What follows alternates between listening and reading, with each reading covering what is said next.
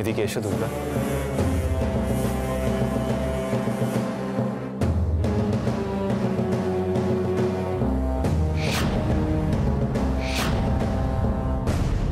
দুর্গা, বাবাকে প্রণাম করো। এসব কি নাটক হচ্ছে অনি বাবা? নাটকের তো কিছু নেই ব্রজ কাকা।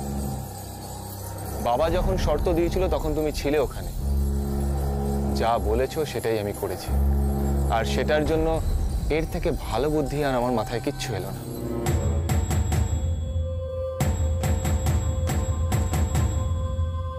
কি হলো দুর্গা, দাঁড়িয়ে আছো কেন? যাও বাবার পা ছুঁয়ে প্রণাম করো।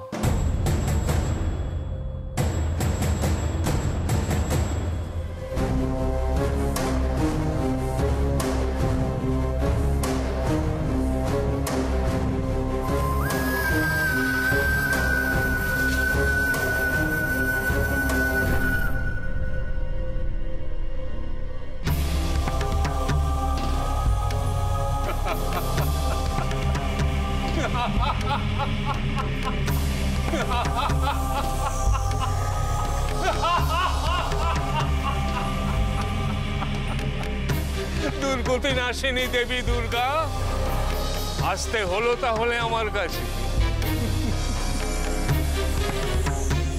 ধরতে হলো তো আমার পা।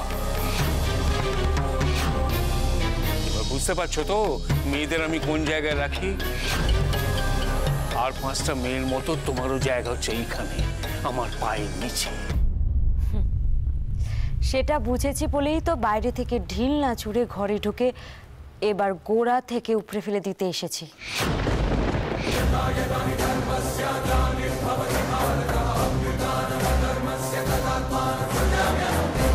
কি কি বললে তুমি? যেটা শুনেছেন আপনি ঠিক শুনেছেন। একদিন একটা সাধারণ মেয়ে আপনার বিরুদ্ধে ভোটে দাঁড়াবে বলেছিল, আর আজ বলছি আগামী নির্বাচনে শুধু মন্ত্রী নয়, মুখ্যমন্ত্রী হব আমি।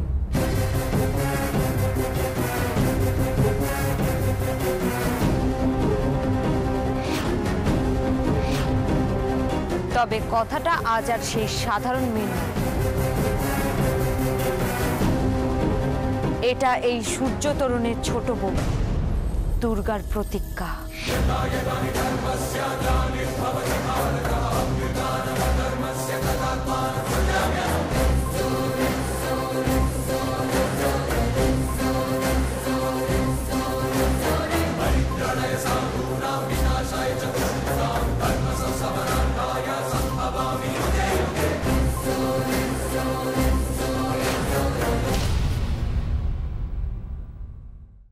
দুর্গা নিজে আমাকে ফোন করেছিল। ও বলেছে যে ও আর অনি মন্দিরে বিয়ে করেছে। এটা কি আদৌ বিশ্বাসযোগ্য? বাজে কথা কেন বলবে ও রেখা? আমি ওর কথা অবিশ্বাস করছি না। দুর্গা, অনিকে বিয়ে? এতক্ষণে ওরা হয়তো সূর্য তরুণে পৌঁছেও গেছে। আমার না কিরকম সব গুলিয়ে যাচ্ছে, আমি বুঝতে পারছি না ও এরকম কেন করতে যাবে। আর অভিরূপ মুখার্জির কাছে যেচে যাওয়া মানে সুইসাইড করতে যাওয়া। ও কি ভাবছে যে অনির্বাণকে ঢাল করেও লড়বে? না না, এক্ষুনি একবার দুর্গাকে ফোন করা দরকার। লাভ নেই, লাভ নেই ফোন করে। একটা মারাত্মক ঘটনা ঘটিয়ে ফেলেছে, যা হওয়ার হয়ে গেছে। কিন্তু ভুলটা আমারই, ভুলটা আমারই রেখা। দুর্গা এই প্ল্যানটা অনেক আগে থেকেই করেছিল, আমি বুঝতে পারিনি। আপনি বা কি করে বুঝতে পারবেন যে দুর্গা এরকম কিছু ভাবছে? বোঝা উচিত ছিল প্রদেশবাবু, বোঝা উচিত ছিল। ও যখন ওর মাকে ক্যাপ্টেনের সঙ্গে তীর্থ করতে পাঠালো তখনই আমার বোঝা উচিত ছিল যে এর পেছনে অন্য কোনো উদ্দেশ্য আছে। এত দিন ধরে দুর্গাকে চিনি আমি, তার সত্ত্বেও বুঝতেই পারিনি। আমরা তো বুঝতে পারি যে ও এরকম একটা কিছু করতে যাচ্ছে, ও যে এরকম একটা কিছু প্ল্যান করছে। আচ্ছা, ও এত এত ঝুঁকি জেনেও এটা কেন করতে গেল? ঝুঁকি তো নিয়েই চলেছে, শুধু এবার ওর অগ্নি পরীক্ষা। না না না, ও বারবার পরীক্ষা দিয়েছে, দিনের পর দিন। আমরা প্রত্যেকেই ওর সুখে দুঃখে ওকে আমরা সামলেছি, কিন্তু আজ ওকে সূর্য তরুণে কে সামলাবে? আর অভিরূপ মুখার্জি পারে না এমন কোনো কাজ নেই। একটা ব্যাপার নিশ্চিত, যে দুর্গার জীবনে প্রেম ভালোবাসার কোনো জায়গা নেই। তাহলে এ কেমন বিয়ে? দুর্গা অনিকে কেন বিয়ে করতে যাবে? ঠিক কি চায় ও? আমার চাওয়া যদি বলেন তাহলে সেটা পাপের বিনাশ।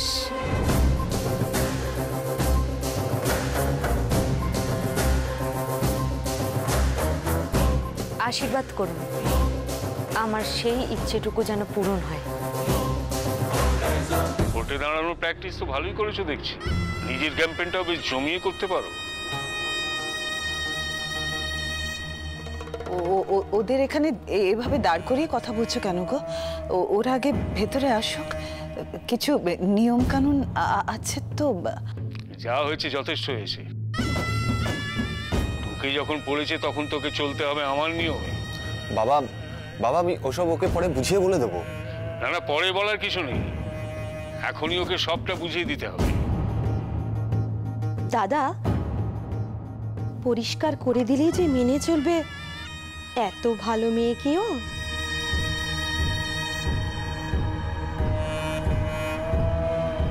ওর আর ওর দিদির হাওয়ায় এমনিতেই তো এ বাড়িতে অনেকের মনে বিদ্রোহের আগুন জ্বলেছে। তাতে কি এলো গেল? ওই চারুলতাকে দেখো, যেন মৃত আগ্নেয়গিরি। সেটা এখন তোমার মনে হচ্ছে, কিন্তু হঠাৎ যদি কোনোদিন জ্বলে ওঠে। আচ্ছা অভি, তোমার কি মনে হয় তোমার ছেলে বললো আর ওই মেয়েটা হাত ধরে চলে এলো এমনি এমনি? এমনি এমনি তো আসেনি, কেন এসছে সেটা তো আমি জানি।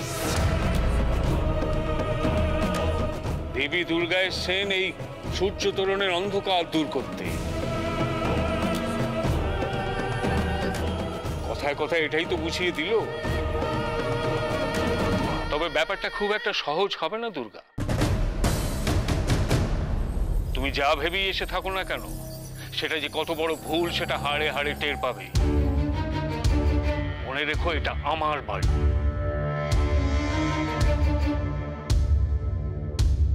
এখানে একটা পাতাও আমার হুকুম ছাড়া নড়ে না। তুমি এখানে এসেছো আমার ইচ্ছে, এখান থেকে বেরোবেও আমার ইচ্ছেতেই। কি হলো, অবাক হচ্ছ? ও তুমি তখন ভালো করে শোনোনি না অনি আমার পা ছুঁয়ে কি বলল?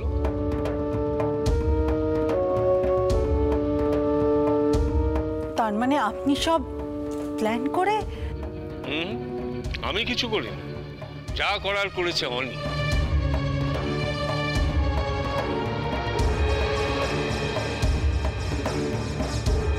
একসময় এরকম একটা ছেলের জন্ম দিয়েছিলাম বলে নিজের উপরেই বিরক্ত হতাম।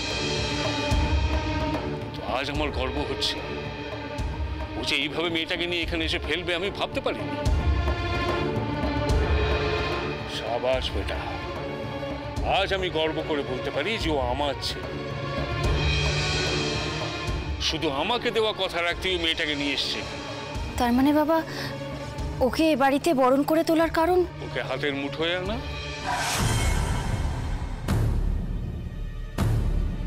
আজ থেকে তুমি এই বাড়িতে বন্দি দুর্গা, আর আমার ইচ্ছে মতো তুমি চলবে এখানে। রাধার মা আছে, ও তোমাকে বলে দেবে কি করতে হবে না হবে। আজ থেকে তুমি এই বাড়ির সব কাজ করবে।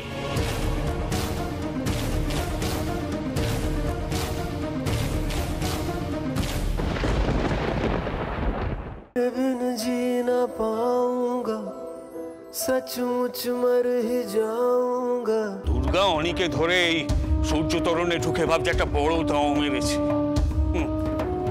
জানে না ওকে আমি কিভাবে জবাই করব।